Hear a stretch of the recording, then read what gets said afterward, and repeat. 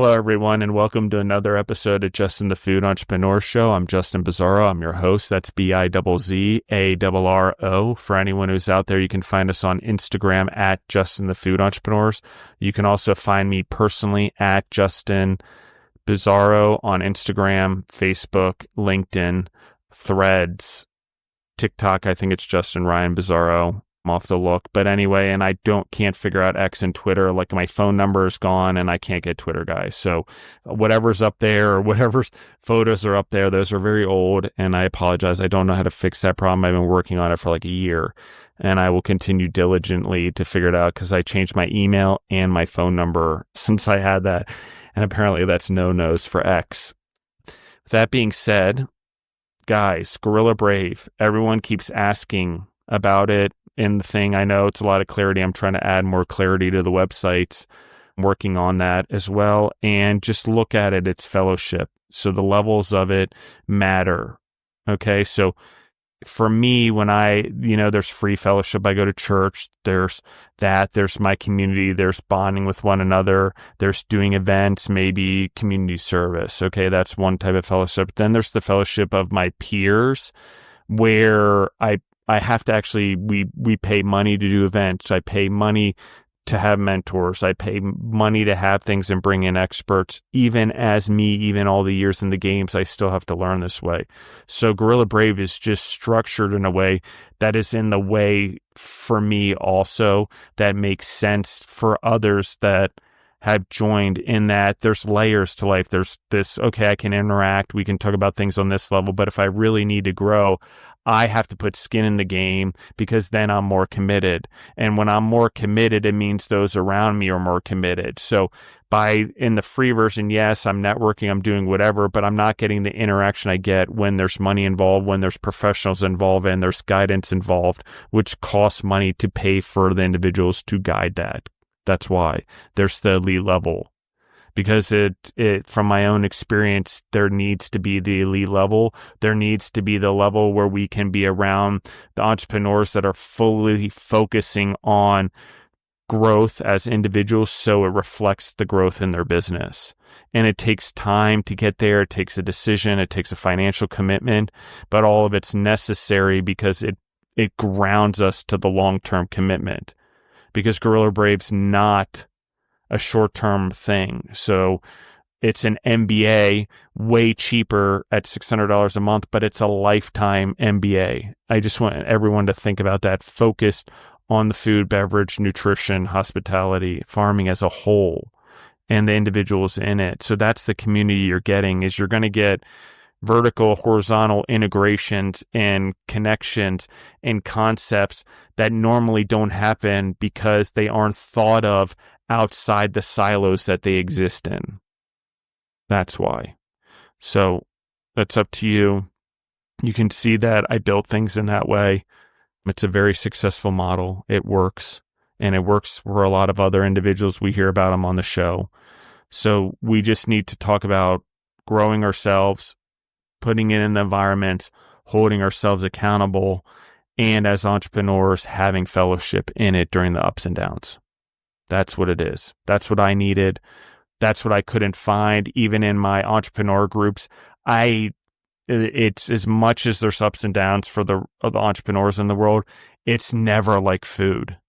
There's so many moving items, employees, ingredients, recalls, government regulations changing constantly, whatever, landlord raising the rent, you name it. Equipment down, maintenance issues, new health inspector that doesn't like the way you're doing things because he's new and trying to establish himself. And he does things by these rules. Those are the things. And in food, guys, someone sabotaging your business is very sneaky. It's not quite as obvious as messing with your software. You don't know that it's going on. So it's pretty easy to hide nasty things in food. Or do things that are harmful. So that's the other part, like food safety and food security. All of those things matter as you grow a business. All of those things are better to learn on the front side and be prepared for it than not be prepared. It's going to happen no matter what. It's just a matter of whether you want to react to it or you want to be prepared for it. With that being said, I have a guest with us, Scott Kaylin from Kaylin and Kaylin Pickles. How are you doing today, Scott? Los Angeles. I am doing wonderful. Yeah. Appreciate you having me on the show. One of the things, guys, this is a great example, is there's a lot of burger companies on the show.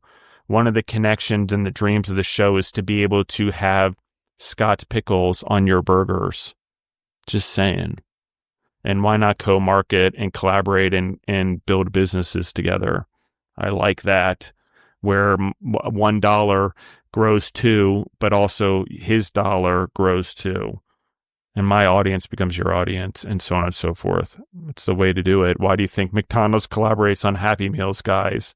They've been doing it since day one. Day one. McDonald's comes out with Happy Meal, collaborate.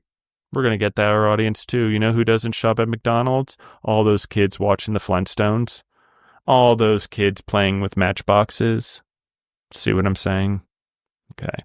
Scott, the show is yours. Introduce yourself. Let's talk about your journey. Start with little Scotty all the way up to Big Scott, the pickle guy. And let's go. All right. I'm ready. All right. Little Scotty was born in New York into actually an entrepreneurial family. My dad was, for one of his first jobs, literally pushed a broom in a company that he eventually ended up buying, which is an amazing story in its own. So I grew up around an out-of-the-box thinker. He was in the fashion industry, which is something that I had a lot of passion for growing up. I was not a very good student through school, not because I wasn't capable. I think I was too much into instant gratification. I'd be a great student now if I went back to school. When I was young, if I couldn't see the results quickly, it was something that I didn't have an easy time comprehending. So had that passion for fashion, as well as being actually a very intense athlete. So I was very competitive. Ended up getting a lot of offers to play basketball when I was young in some colleges, but honestly didn't have the grades. And I was determined to work. I wanted to work. I always worked. I grew up in a family where I didn't necessarily have to work as a young child, but my dad was always of the opinion of, and I think this is one of the things that built me into an entrepreneur. He would say, if you want to do something, ask me for the money. If I think it's worthwhile, then I'll give you the money. And it's at a very young age. For me, I didn't want anybody to ever tell me how to spend my money. So I started working. Exactly. So I started working. Me too. That happened to me too. And it's interesting. The exact same thing came out of my parents' mouth. And I'm like, okay, I'm like 3 years old. I'm like, I got to learn how to mow the lawn. My feet don't even reach the pedals, but I'm going all in. Go on. So I started to hustle. I worked in a gas station. I did all kinds of jobs. And I liked it. I loved the idea of being able to take care of myself. So the first job I actually had, I went to one semester of college. I'm like, you know what? And I did really well because for the first time, there was no one to defy. The teachers didn't care if I showed up. They didn't care if I did my work. The only thing that had to care was me. There was no one to defy. So I did really well, but wanted to start working.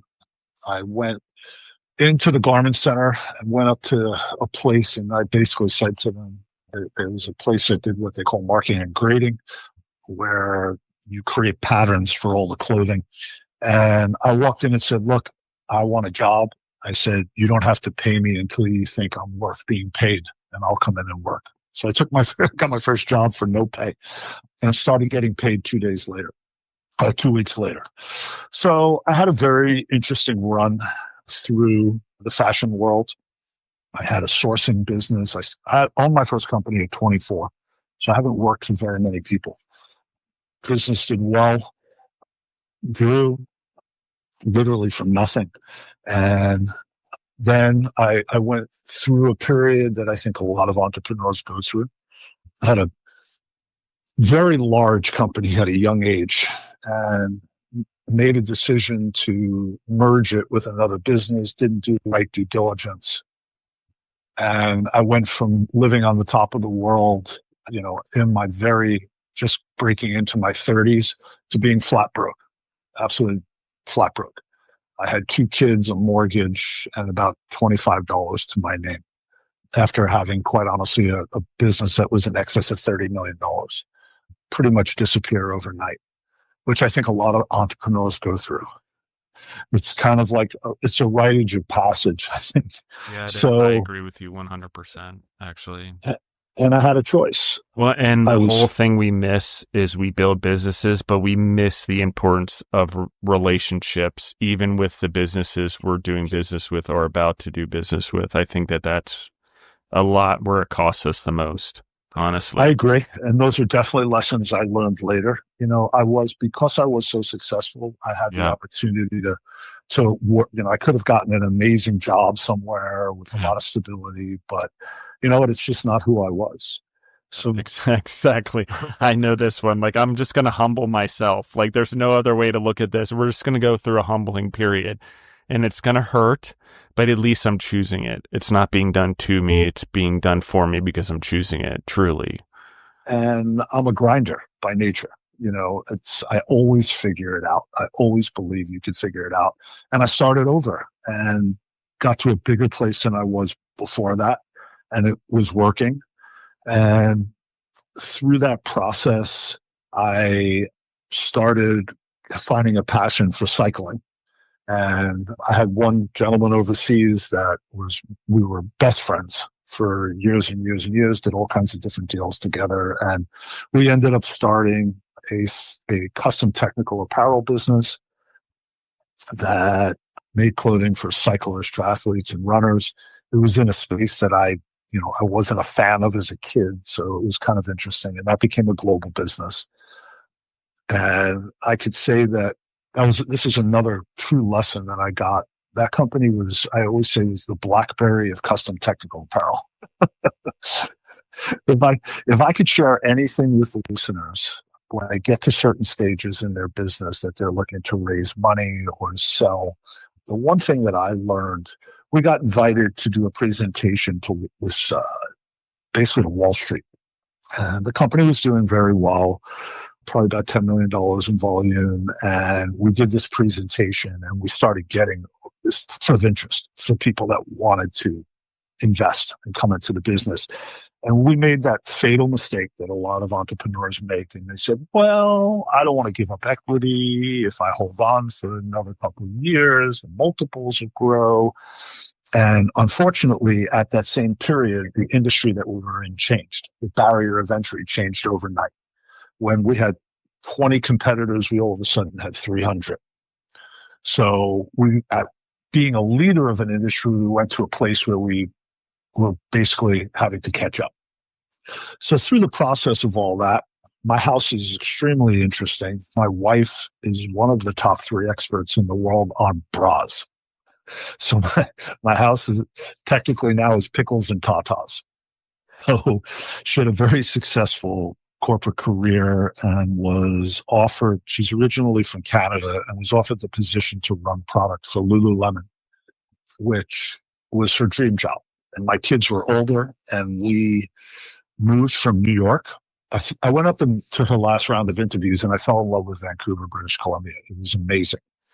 And I said to her, if you get the job, we should go. And she thought I was kind of crazy. She said, we have our home, we have our friends. I'm like, well, the worst thing that could happen is we go back. Let's try it. We went up to Vancouver.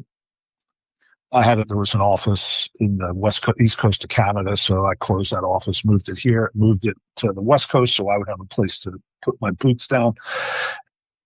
Everything about Vancouver fit who I was as a person. I love to eat and drink, and I'm very active, and Vancouver's all about that. I really became my best person. The only unfortunate thing was, and this is what takes me to where I am today, is I could not find an edible pickle. So sometimes you don't realize how much you consume something until you can't have it. And sitting back and realizing that I always had jars and jars of pickles in my refrigerator. I searched far and wide because the pickles were horrible. I wouldn't put anything across my lips. And I also always kind of had this feeling that pickles could be more than a condiment, that they could stand on their own. And one of the things that are the greatest lessons I've given to my children, which they're always amazed at, and for me, it's something I don't really think about, but until I sit down and try to reflect, is when I have an idea, I do it. Plain and simple. Millions of people have ideas every day. And the problem is, I think people spend their time on trying to figure out why it won't work. And I never ever thought about that with any idea that I had. And I came home and I said to my wife, I think I need to bring pickles from New York to Vancouver. And she looked at me and she was like, oh, here we go again. Because I've done some crazy stuff in my career. And we were actually on a hike. And I want to anchor this real quick. Anchoring that even when you've proven you can do it, even when you've done it, the person that you've done it right in front of still doesn't believe you when you're going to try to do it again. Right? I mean, it's like it's what you did yesterday is not what you're doing today. So 100%. I mean, look, I was at a very unusual stage in my life to do something crazy like this. I really thought I'd be like, more of settling down. And I'm going to give you the whole story because I think it's important, because there are some really good lessons in here. So my wife reconnected with one of her friends she grew up with.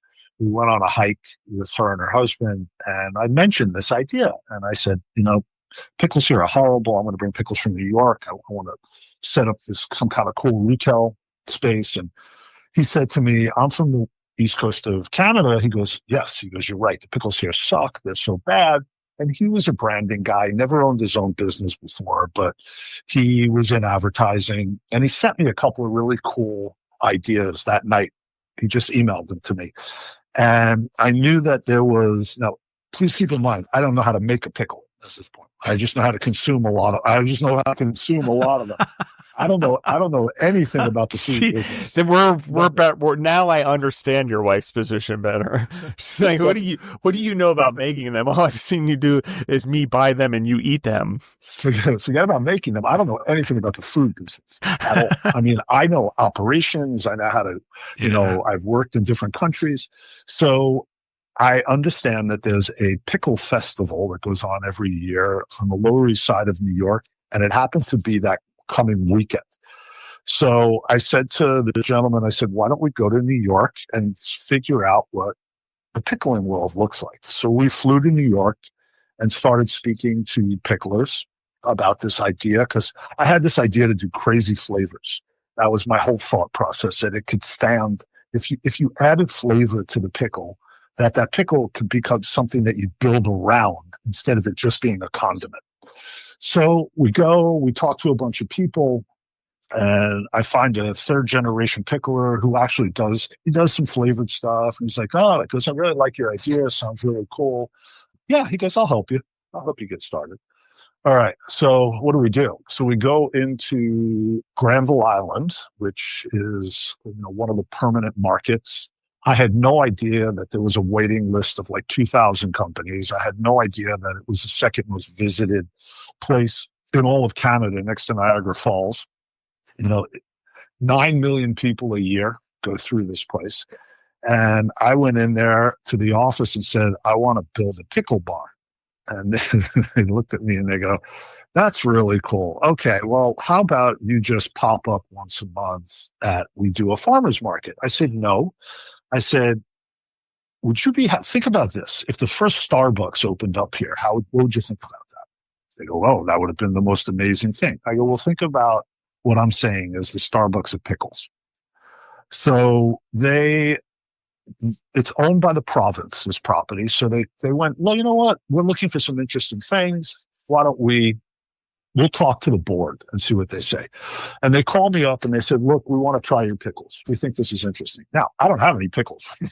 So I call him up in New York and I tell him what I need. And he makes a small batch. I fly to New York.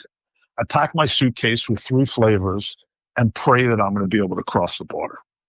I get across the border. I go to this meeting. We go in and we think we're going to meet with the two people that we've been talking to. And they put us in this huge conference room, and the back door opens and 13 people come in and sit around this conference table. And I cut up pickles. I hand them out. And in 10 minutes, everyone in the room looks at us and says, we're going to figure this out. Okay, great. So they give us, this market has permanent food stalls. They give us a space in the middle aisle. It's 135 square feet. And they say, build your pickle bar here. There's nothing there. You got to put in plumbing, electrical. So we build this pickle bar. And now I've got to figure out how to get a small amount of a perishable product across the country, across the border, and store it somewhere, because nobody wants to have it. I'm learning very quickly that in the food world, nobody wants to talk to you about a single pallet of anything. But that's what I do. One of the things I will say is that small batch co-packers, you're awesome out there. I know how hard it is to run those businesses. I did a lot of small batch acidified food co-packing and in our businesses and our extra capacity. And so, yes, I agree with you. So it's hard. What were the three flavors, just out of curiosity? They were kosher dill, horseradish, and I think it was jalapeno. To be honest, I can't remember. And so I figured it out. So a pallet of pickles, it's about 6,600 pickles on a pallet, because we were just doing whole pickles now. We didn't have any chips or anything. So we bring them in and we open up in February of 2017. Now, I'm still running my business. Chris is building websites. This is a market that's open 7 days a week. We have no staff, and we open up.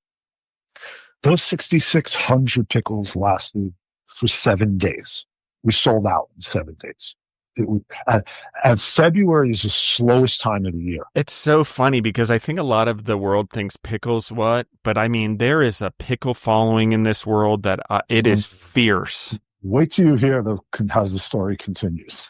And like the East Coast dedication to pickles or pickled foods is the crazy sauerkraut, the Dutch alone in Pennsylvania. Anyway, go on. Insane. So we put up a big sign that says, "Thank you, Vancouver, for loving our pickles. Chris and Scott have gone pickling. We'll be back." So I order 2 pallets, bring in the 2 pallets. Takes about 3 weeks for everything to get there. We open up, and that lasts for 10 days. So now you're talking about almost 13,000 cucumbers gone in literally. And the market's obviously very excited, but they're like, this can't happen again. You can't. Da, da, da, da. So in a 2-year period, we open a second location, also in British Columbia. We get into about 10 grocery stores and probably 30 or 40 restaurants. And now we're self-distributing. We're doing everything ourselves. We start building a staff. The business is working. We have a conversation. Are you still co-packing in New York during this time? Yes. Yep, okay. 100%. All co-packing in New York. We're having this conversation. If we're going to turn this into a real business, I stepped down from running my clothing company. And it's like, we have to go back into the States with this, because Canada, the population's too small. So at the same time, my wife left Lululemon, and she ended up being offered a C-suite position in a startup company in LA. So I looked up on the whole West Coast trying to figure out. We looked at Pike's Place. We looked at the terminal building in San Francisco. And getting down to LA, we had 2 opportunities: the original farmers market or I'm looking at the name. There's a Grand Central Market, which is downtown. Now, Grand Central Market was cool and hip. It was just recently purchased at that time, but I was concerned about the population down there not being enough tourists, enough people. That market was more serving like lunch to people. So we settled on the original farmers. So I'm clear, strategically, the business is still running in Canada, correct, at this time, and you're just trying to add a new location to the United States. Canada was a 7-figure business at that point. Cool. It was working really well. And we're going to now start to expand. So we settle on the original farmers market, and we open up this location February of 2020, 1 month before shutdown. Now, we have one of the best openings in the market's history. So I'm really determined to stay open at this point. And I go, now, there's 90 vendors, permanent vendors in the market. There were only 10 that stayed open. And I had to get rid of my staff. And I went to the health department and I said, look, I want to stay open. I'm essential. They laughed at me. They go, you said pickles. You're not essential. I said, well, technically I sell cucumbers. I said, and cucumbers are vegetables, and vegetables are essential. I said, so I would like to stay open. Now, the premise of our retail location, that original one, it's a pickle tasting bar. So we have a sampling station on ice. There's all, we're up to 11 flavors now, and everything's hand packed at the booth out of the 5-gallon pails and 16-ounce and 32-ounce containers. But it's an experience. But they say if I can't sample, because most people don't know what a honey mustard pickle tastes like. So that's the whole premise of what we do. So I'm like, how do I survive? So I thought about the reverse Costco model. What if I charge for samples? Then it's not technically a sample any longer. So I created a pickle flight. The flight, $5. It flights $3 for 5 flavors. And then if you purchase anything, you get $2 back. And that was a pinnacle part of us staying open. And then the most crucial thing that happened during those first couple months that changed my business, that took us to where we are right now. And this is an important lesson, I think. I've had business partners my entire career, and I've kept in touch with all of them. And, they were all good partnerships. My wife turned around to me, I'm like standing in this pickle bar by myself 8 hours a day, 6 days a week in the height of COVID with masks on. And she looks at me and she goes, I've seen you happy. She goes, I've seen you stressed. I've seen you work hard. She goes, you always get stuff done. She goes, I've never, ever seen you unhappy. She goes, and you are very unhappy. And I started sitting back and trying to understand what she was seeing. And my ex-business partner, he's a good guy. I don't have a bad thing to say about him, but we were very, very, very different. And we didn't know anything about each other. He never really respected the fact that I had 30 years experience in business and he had none, And I always believed that we were going to be the Ben and Jerry's of pickles. Even though his background was branding, he was so dead set against that. He said, we are not the brand. We can't be the brand. The brand can live on its own. And I said to him, you're so wrong. I said, people want to know if you can connect with an owner about that brand and understand that there's someone behind it, that resonates with people. People love that. People want to know what's behind. People want to hear a story like this or someone else's story. It makes a difference. So I called him up and I took an extremely dangerous made a really dangerous decision. As I said, we had a 7-figure business working up there. But when I sat back and realized how unhappy I really was, it was like physically was an issue for me. How he functioned was so different than how I functioned, and it was eating me up inside. And that's what my wife saw. So I called him up basically out of the blue, and I said, look, I can't be your business partner anymore. He was like, what do you mean? I go, it's not working for me. I said, we've been in business for 4 years together. I don't even know if you have siblings. I have no idea. I don't know anything about you. I said, we don't function well together. I said, so here's the deal. I said, I'm going to give you everything. I go, you can have the entire Canadian business. You can have the Instagram, the website, the logo. We have to change the name. You can't keep my name. I'm not going to keep your name. I'm going to keep the physical retail location in Los Angeles. We'll do a non-compete and for X amount of years. And I even said, whatever I've personally guaranteed financially, like with the banks, I'll pay my 50%. I'll take 50% responsibility. I mean, he couldn't say no. So, but now I'm starting, I have to redo everything. And I sat back and said, what am I actually doing with this business? And I'm not selling pickles. We're selling happiness. That's what our product does. It makes people happy. Now we're talking. The experience makes people happy. Yes. The memories of pickling makes people happy. The smell makes people happy. So I rebranded everything about that. I brought in color on the labels. I brought in a smile, which I just got, is now trademarked, which is very difficult to get a smile trademarked. And my tagline became happiness in every crunch. It just changed everything.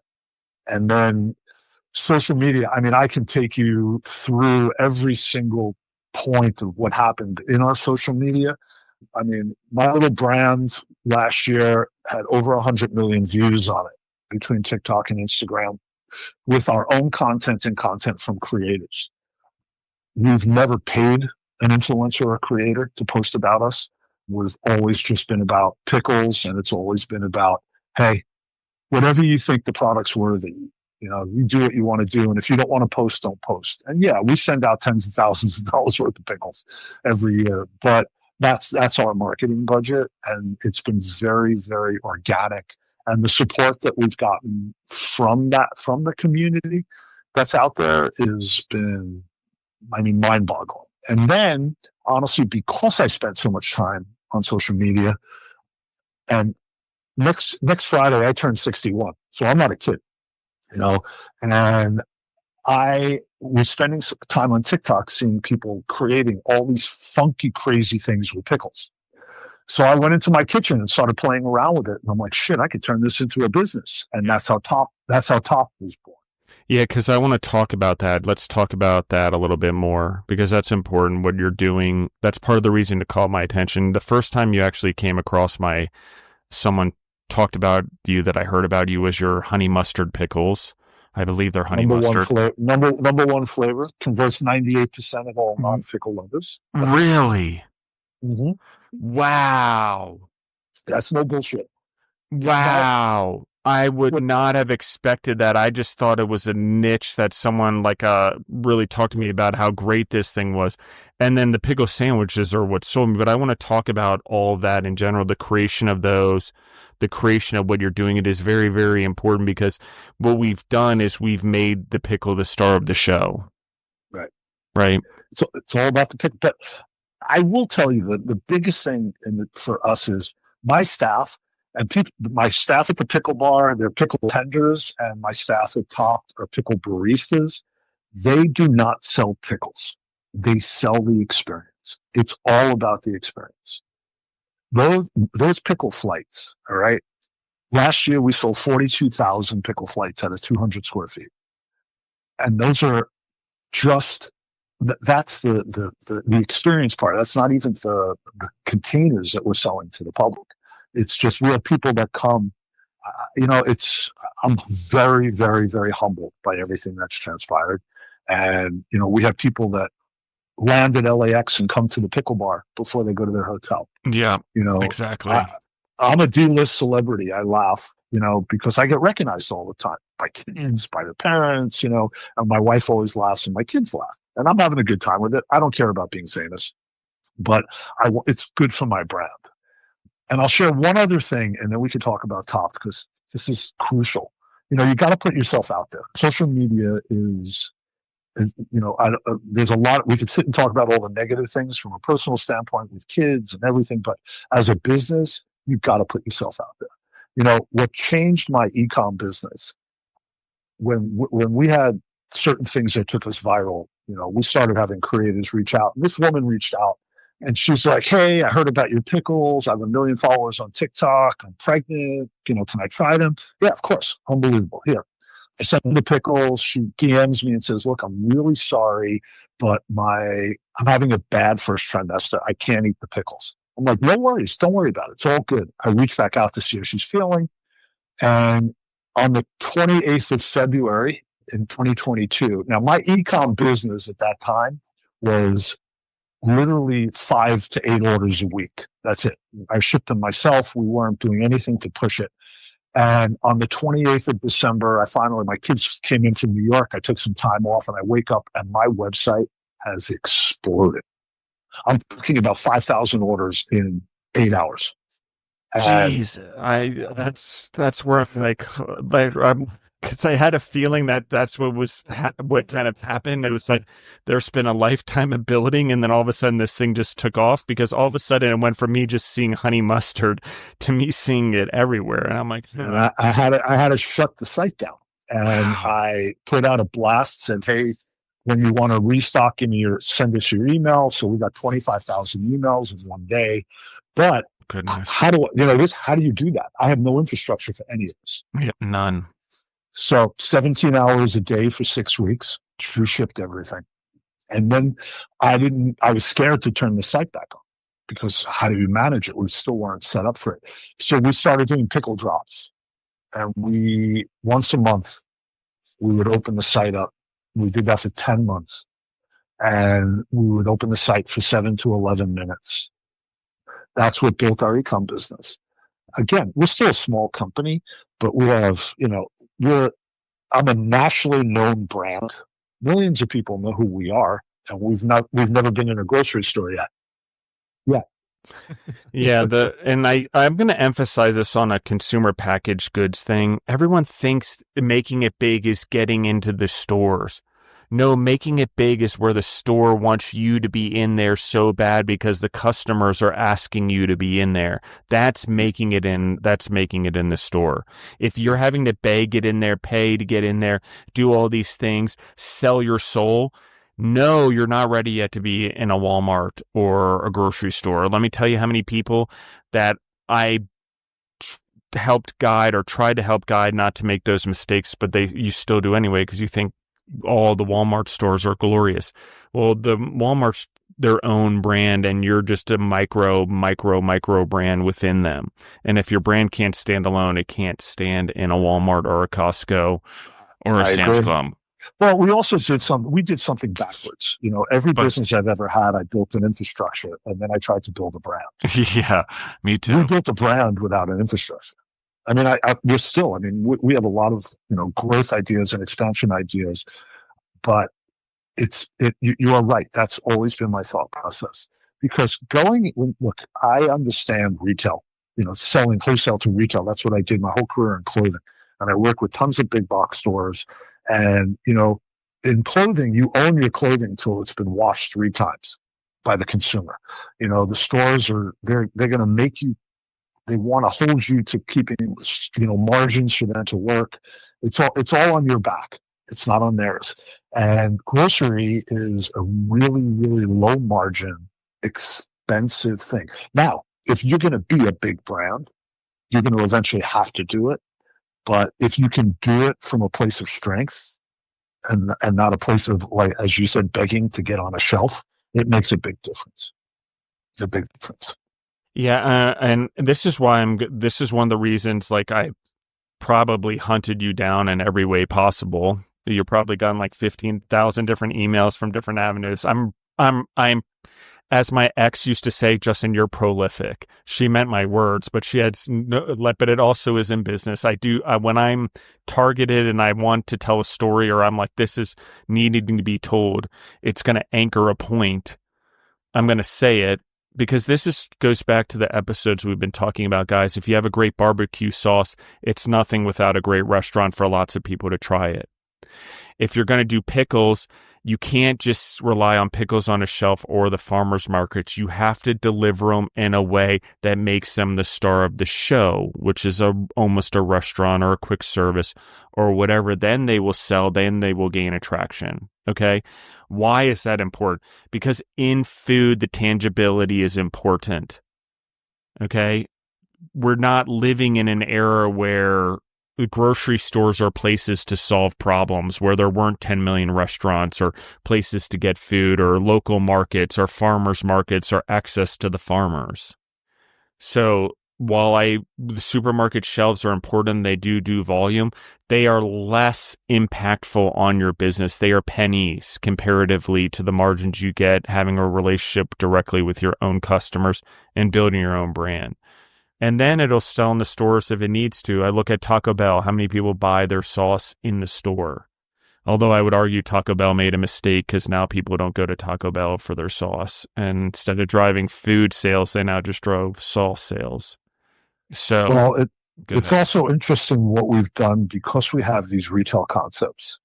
They become a marketing machine for the brand, and they're profitable. So that's one of the things that make our business very different. You know, these people come from, like where we are, people come from all over the country. And I know if the product's in the store, when it's eventually in there, they're going to buy it 100% because they know the brand. They've experienced the brand and they touched the brand and the brand touched them. And that's priceless. I mean, priceless to be able to, and that's why I'm going to open up more of these. And, you know, the experience of understanding what the brand is and what the product is and the quality of the product and what you can do with it. And then all of a sudden walking into your grocery store and going, oh shit, that's Kaylin and Kaylin. I know those pickles. And it's a very different approach than what's traditionally out there, especially in this space. Yeah, one of the things that I will say also from my standpoint, if I was to be like, oh, I'm going to get in the franchise game. I want to be a franchisor, a frantrepreneur, what I'll call a frantrepreneur, because it's not exactly building something from scratch. You're helping build someone else's business, but you are entrepreneurial in ways and independent. So we'll call it a frantrepreneur. If I were one and I was starting out and I was trying to limit my money, but deliver something and build something, guys, there's a reason Raising Cane's is doing well right now. They stuck to two basic products, fries and chicken tenders. Oh, and you can get the chicken tenders on a sandwich. It's still the same chicken tenders. So do I recommend that model and recommend not having variety on your menu? No, but I do recommend letting the star of the show being the star of the show. In Raising Cane's case, it's the chicken tender. Do I think it could be a greater star of their show? Yes, but it's not. And so in this case, we're talking about the pickle. We're talking about low square footage. We're talking about ability to do things on it, cold storage, no cooking, I believe, on any of the ingredients that are going on them. And so let's dive into the creation of Topped. Actually, no, let's do Topped, and then we'll get back into pickle flavors and all that because you have different pickle flavors that obviously complement Topped in the toppings. But let's dive into the whole thing. Sure. All right. Shoot. So as I said, I started seeing people being very creative with pickles, and I went around in my kitchen and I was like, God, some of this stuff tastes really good. And I started thinking, because I like the retail concept, and even though it scares a lot of people, and you know, these days, you know, there's so many people that don't want to go into retail, but I was like, this works. This is a cool experience. It can be so fun. And I approached the owners of the market where we are, and they had a small 200 square foot space underneath a set of stairs that was actually in one of the key prime areas of the market. It was boarded up for 5 years. No one was in there. And I'm like, I have this crazy idea. And, you know, they've been very supportive of me because we've brought so many people into the market with the pickle bar, and they wanted to try it and taste it. And I put a whole bunch of, I did a tasting together with the C-suite, and they loved it. And they said, we'll support it. And they gave me that space. And I really started looking at all the quick service restaurants. You know, what did they look like? And I wanted something elevated because our pickles are elevated. You know, we're a gourmet product. So how do I transcend that into doing something? And is all I kept thinking about was, how cool would this be in a stadium or in an airport? You know, going to a ball game and doing what we created. And the first, and it definitely evolved. So my initial thought was I hollowed out the pickles and I stuffed them, but it was too much pickle. And then I cut the pickle in half, scooped it out, pickle boat, which again, trademarks in on that also. And I started playing around, and then I would love to have done deep fried, but there was no way to even build a hood in there to do it. And it would have cost, for those of you in the restaurant world, especially in a small space, it's $100,000 plus to even just to for start that, just to have Captive Air come in and take a glance at your building costs you $100,000. You sneeze near your hood and it costs you $100,000. Even building these 200 square foot spaces, is six figures. It's six figures. It's serious. It's crazy. It's six figures. It's the biggest hurdle there is. It is. It's a lot of time. A lot of time. Yeah. A lot of time. I could give you horror stories of what it took to get both these places open. But even as we were doing that, it evolved. So I'm like, is this going to become too kitschy? Is it going to die? What happens if flaming hot Cheetos aren't important? And then I also started realizing that it was endless what we could do with the different topics. So if spicy things, because spice is such a prevalent thing right now in crunchy treats and snacks, that it doesn't matter. We did an open face Reuben, and then it was like, well, people were like, oh, I want to try all these different things. How do I try these different things? It's so big or it's expensive. And I'm like, well, we have a flight at the other place. What do we do? And I came up with the idea of doing a flight of mini boats. So those are tight. So they're regular size pickles cut in half, hollowed out, put into a 3-compartment taco holder. And the mini boat flight was born. So you could choose any of the 3 of the different boat options. I mean, and it goes anywhere from, cream cheese, lox, and everything big with seasoning to one of the biggest sellers we have, and it's the one that scares the crap out of everyone, is peanut butter, Nutella, and pretzels. Because your brain tells you it's not supposed to taste good. You think a pregnant woman. I love watching people eat it because I love it. We did an open face Reuben sandwich on the big boat where, we do sauerkraut at the pickle bar. So we have a mustard sauerkraut with hot pastrami and melted Swiss. I mean, it's endless and it's fun and it works. And it's been, it was built for social media also.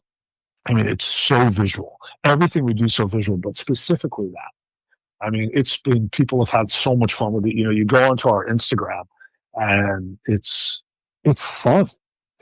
It's just fun. Yeah. Everyone I know that loves pickles, I've been sharing your Instagram pickle boats, or I've been sharing it on any way, fashion that it comes across there. It's just incredible. But everyone is just like, okay, like this is interesting. It's unique. It's creative. And here, there's a few levels to this, guys. The thing that Top's doing and the compliments that it's going to the pickles, one, it's vertically integrating the business. Okay, so now there's multiple layers. Either you get the pickles in this way, I can do it directly to consumers, I can ship them to you. And then this is also leading eventually what I hope to, which is wholesaling to other individuals and other collaborations for you, like pickles on blah, blah, blah's burger. I mean, we do that. We do that now. And so, go ahead. Talk to me about wholesaling. We did a collaboration with Shake Shack, actually. Go on. In one of their locations with the honey mustard pickle. Yeah. And they built a burger around it. Unfortunately, Shake Shack is departing from the West Coast, but it was really successful. We have a food service business. It's just not a huge part of our concentration, but we do. Yeah, even Shake Shack can't handle the West Coast burgers. That's an interesting thing. Well, In-N-Out Burger, I mean, yeah, I'll tell you something funny about them. I actually got pickles to Lindsay, the owner, and she loved them. And she actually even said to me, this is funny because she goes, my husband hates pickles. She goes, and he's been taking the honey mustard pickles to bed with him and snacking on them. But they'll never. I would love nothing more than be able to work with them. But, they're all about their own stuff. And I respect that. Yeah, of course. I mean, those franchises are trying to build their own brand, and so they're not built on collaborations. McDonald's, some of those companies, like I said, they're built on collaborations in different ways. And there are other companies out there that are collaborating with celebrities more. But I do say this is why I'm doing this episode, guys. the more layers you can layer in, if you're a sandwich or burger company, in the collab, telling the story of the farmer you're getting it from, the tomato, the lettuce, the items, looping them into your story, making them part of your ecosystem by doing the social media that does it. It starts the connection. It creates a fellowship. That's strong unity, guys, and it's sharing the audience with each other, but it's also telling the story of the food. So it's allowing your brand to be built, the food brand, food, beverage, whatever, nutrition, hospitality, farming. It's allowing those to be built. It's allowing our personal brands to be built along with it. And then more importantly, what it's saying is that this business works and collaborates and has the ability to be a team and bring people together. Not only its vendors for its food, but look, I brought all these people together, a team. I do social media. So there's sub things that go on here when we unify people, when we do what we're supposed to do as humans, which is fellowship and grow them and grow the world around us. And our businesses aren't only meant to grow the individuals in it or ourselves. And yes, our vendors grow if we do more volume, but we need to grow them more than that. We need to grow their story. Their story needs to be part of it. Our consumers need to know their story because their story may never get told to the consumer. So us being part of the story being told becomes an essential part of the customers coming from our business. And if anyone who likes farming and fresh or wants to know where things come from, and food mapping is becoming a big thing right now. It's going to become part of the digital process. Just waiting for the right companies to actually totally dive into this, but it's going to be the newcomers. The food mapping will be the entrepreneurs that have taken the storytelling, the local sourcing, the products, where they come from, and they map it on their websites and they tell the stories, and they don't only glorify themselves, but they glorify others. So that's what we're doing here. the Cheetos and Doritos in a way do that for Cheetos and Doritos, right? On one hand, you're using them because people like them, but on the other hand, you're also selling Cheetos and Doritos. 100%. 100%.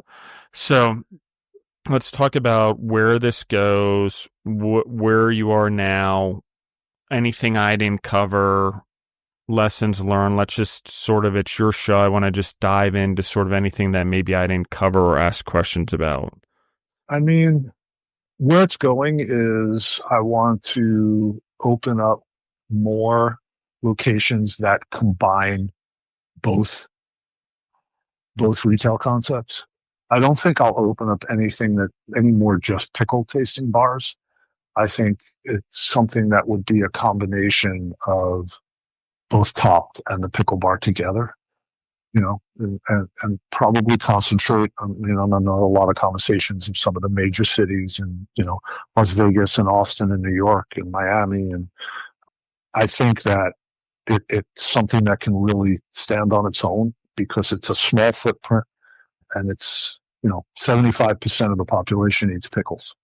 It's fun, and it can evolve. And yes, if it goes into a space with a full kitchen and we add in being able to deep fry things, and I think that is definitely a big part of the future. And then eventually to go into grocery in the right way. So yeah, I've got a lot of work ahead.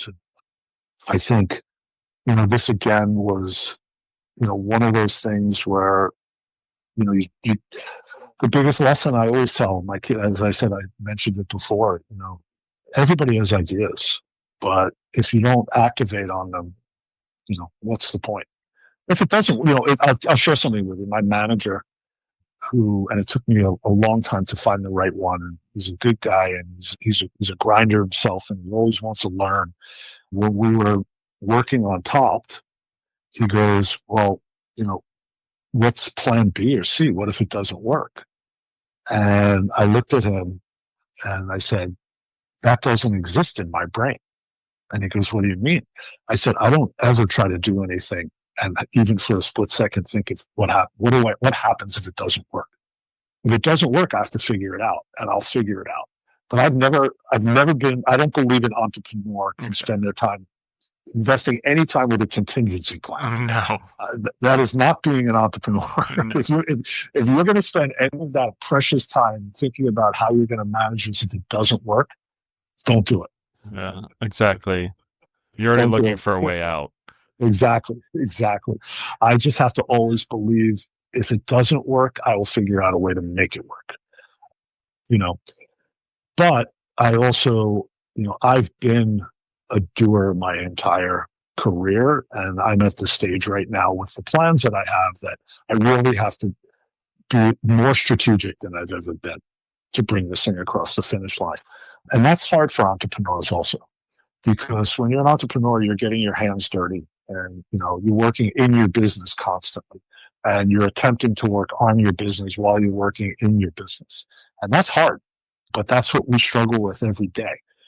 It's funny. I watch my wife with her company, and she has this massive corporate career. I mean, really, really, really successful.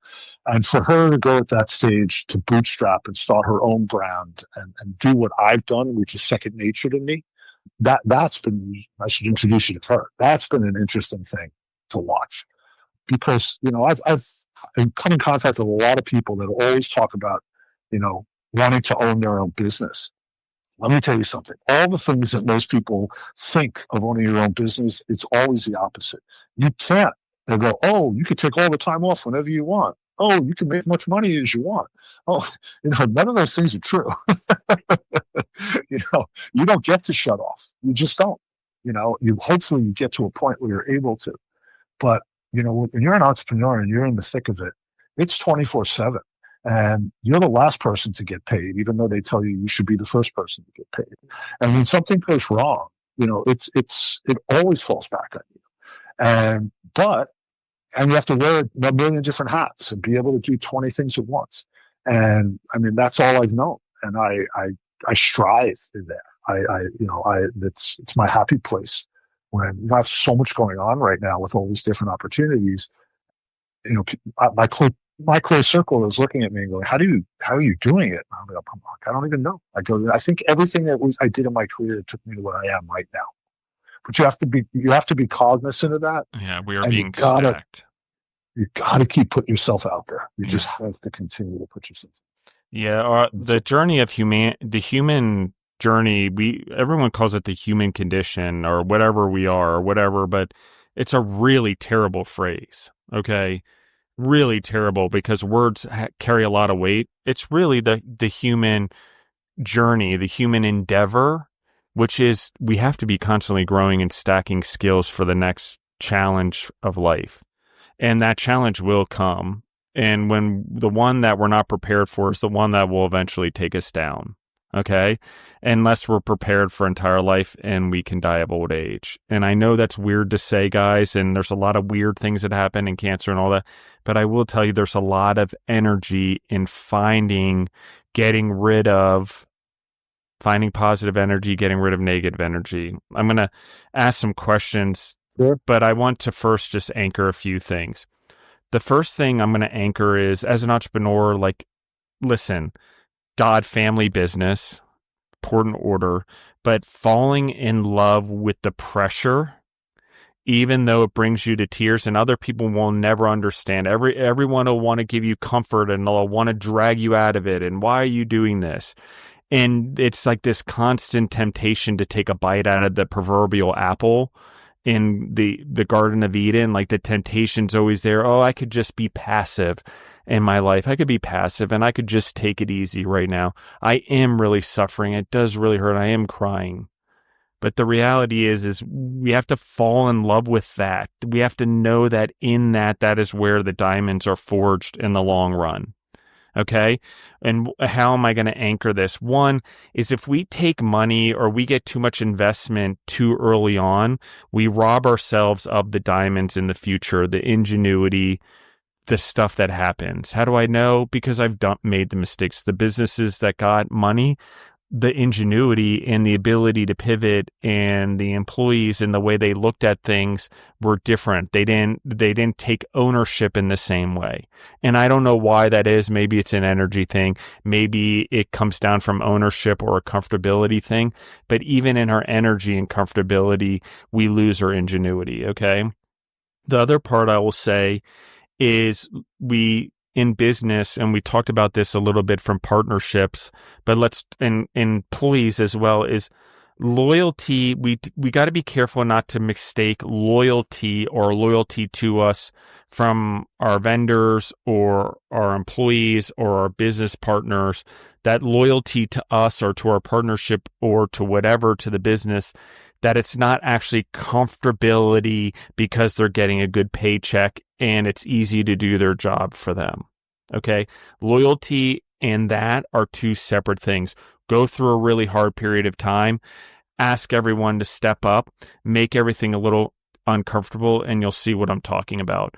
The other part, whether we covered it or not, but we were talking about international business that I think I'm going to anchor, it just came to mind, is there's difference between employees who love to travel to grow the business and build relationships with other individuals, and difference for employees who will travel to grow their business, but their main goal is to grow their points so they can go on trips and have status. Okay? Because both are willing to travel and both will look as eager to travel. Okay? But you just got to be careful, because those type of employees attract other employees like that, especially in sales, and surround themselves with like-minded individuals, and that'll eat your core and your expenses, especially for travel, because they're always pushing the boundaries of travel to get more points. Okay, let's talk about core values and mentors. Like, talk to me about core values that you think have guided you here, that matter, maybe that you've learned as being an entrepreneur, and how you've talked a little bit about it, is stack them to layer into your business to gain employees, because you have employees now and you're training them and they're customer service oriented and they are customer facing. So there's core values, I think, that you have individually that are now folded, if you will, into your business. Let's talk about those. So one of the, and this is a hard thing, especially when you're starting out, but one of the key lessons for me is, no matter what someone can do for you, don't do business with someone you don't like. It's going to always end poorly. I spent a good part of my early career, searching out anyone that could do something for me. And whether I liked them, didn't like them, respected them. I mean, they don't have to be your best friend, but if you have opportunities with people that you don't respect and that you wouldn't want to sit across from and break bread or have a drink, or don't do it. I know there's a lot of people out there that would disagree with what I'm saying, but it always eventually ends bad. So that is something that I feel very strongly about. You want to surround yourself in both your personal life and in your business life with people that you respect and people that are going to be true to what they're supposed to do and be. So that's something that took me a long time to take into my business and into my personal life, but I think it's very crucial. And it's not easy, because it's very hard to say no, especially to opportunities. But sometimes those opportunities are masked in some really bad shit, to be honest. So I share that out there. Employees, I learned this is a hard lesson too. Your employees, respect them, treat them well, treat them fairly, give them a good work environment. They're not your best friends, and that doesn't work either. It's disrespectful to them, because you will get burnt in the end. Yeah, I've had a lot of people I let in my home and I take under my wing, and at the end of the day, they're going to do what's best for them.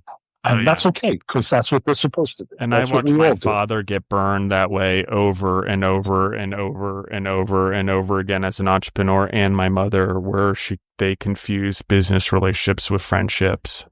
Yep. So it's tough. It's hard. It's also very difficult for your management to be able to, especially in close quarters like we have, and, where you have to learn what that line is. Even though you're working together shoulder to shoulder, one person is that, that one person's boss, then, their management of the company. You can't, can you go out and and share a meal? Yeah, of course. But you can't become best friends. It doesn't work. It just doesn't work. And it's again, hard lesson. Well, and the worst part about it is it will echo. Business. Yeah, it will echo in your business. Your managers will then do it as you grow, especially as an international business, or your salespeople as they go on the road. Then they'll be best friends with the people that they're trying to get to do the work. And then that relationships gets blurred because they're doing the same thing you're doing, which is blurring the relationship. Correct. In some ways. Yeah. It's difficult. It's really difficult. Go on. Sorry, but I just want to anchor that point. I think it's important. I agree. And what about mentors and stuff like that for you? Who's been really there for you? I don't know if I've had a specific mentor.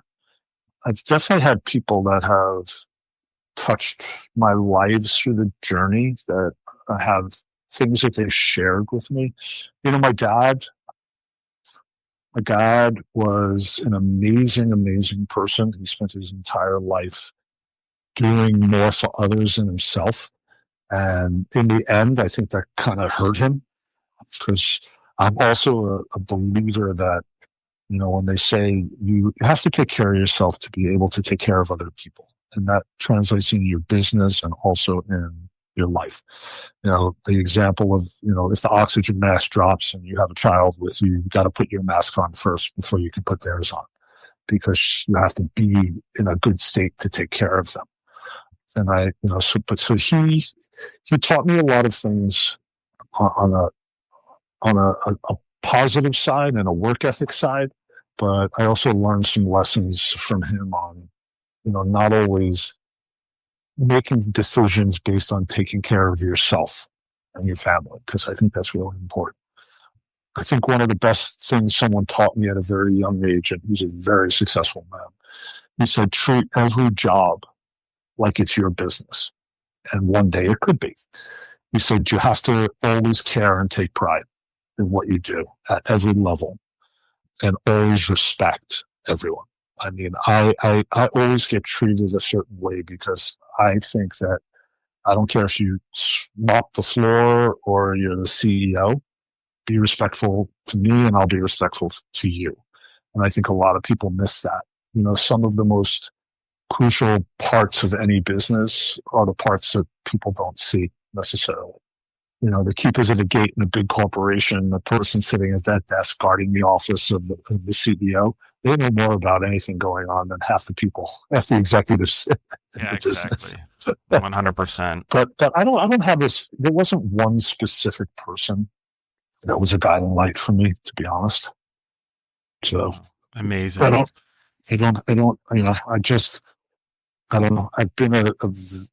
I'm a very observant person in all parts of my life, and so I think I like to watch and see everything going on around me, and I've been like that since I was a little kid. So, where can they find you online? Where can they find your concepts? Where can they reach out to you? All of the above. Everything's super easy. If you want to get to my business, everything is KaylinAndKaylin. So it's Kaylin and Kaylin. Instagram, TikTok, Facebook. For me, everything from me personally, everything's under my name, under Scott Kaylin. I don't, my personal information's out there. I'm happy to connect with anyone. I've lived my life with a 15-minute rule, that I will give anybody 15 minutes of my time that asks, because you never know. You might make a great friend. I might be able to help someone. Someone might be able to help me. My email is just scott@kaylinandkaylin.com. I think paying it forward is super important, but I think, giving access to people is important, because you never know what's going to come of it. I do the same, actually. It's funny you mentioned that. I have this 15-minute rule, so I even have a Calendly link that When people ask, I just send it to them. Here, you can grab any 15 minutes of my time that's available on my calendar. It's yours. That's what it does. And so I like that, actually. That's interesting. We're similar in that way. This is going to be my last question for you. But first, I'm going to anchor something. One of the things I want to say for the audience that I've learned in business partnerships, particularly over the last year, 2 years, and we sort of talk about it, and is there exceptions to this? Of course. But for me, more times than not, this is why it doesn't work. In a business partnership where two entrepreneurs or multiple entrepreneurs or entrepreneur and a non-entrepreneur background, two entrepreneurs, non-entrepreneur, whatever it is, when there's a non-entrepreneur involved in the business partnership, the problem becomes trying to build a business and educate someone in entrepreneurship all at the same time and give them an MBA. I'm not kidding you. A business MBA, Masters of Business Administration, because you got to teach them all the things they didn't learn in the corporate world, which is the majority of everything because it's so specified. You know, so like and then on top of that, a liberal arts education, because we've got to teach them to think outside the box and how to dream big, and then give them readings and books to do it. That's what it takes to be an entrepreneur. We've got to accelerate their learning process because someone did it for us or we did it on our own. But as our partner, when we get into business, naturally as the entrepreneur, we're trying to go, we have all these skills, we can move at a pace. It becomes an anchor. And as entrepreneurs, when the world holds us back or a human holds us back or gets in our way, we are very unhappy, period.